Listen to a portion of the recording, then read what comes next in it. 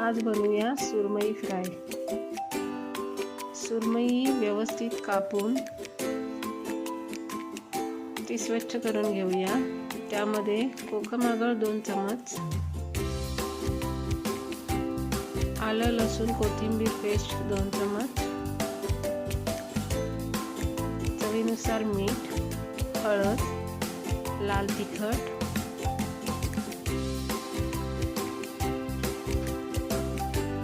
Fish मसाला हे सर्व मिश्रण एकत्रित करून 15 ते 20 मिनिटं मॅरिनेट करत ठेवूया।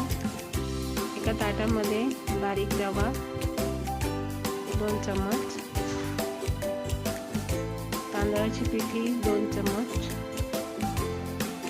लाल तिखट, हळद हे सर्व एकत्रित करून घेऊया। त्यामध्ये मॅरिनेट केलेली सुरमईचे तुकडे व्यवस्थित वळवून घेऊया।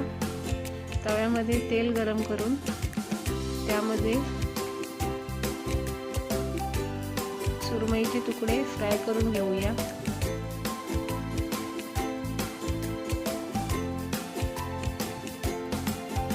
दोन्ही साईडनी व्यवस्थित मंद आचेवर फ्राय करून घेऊया। झाली आपली सुरमई फ्राय तयार।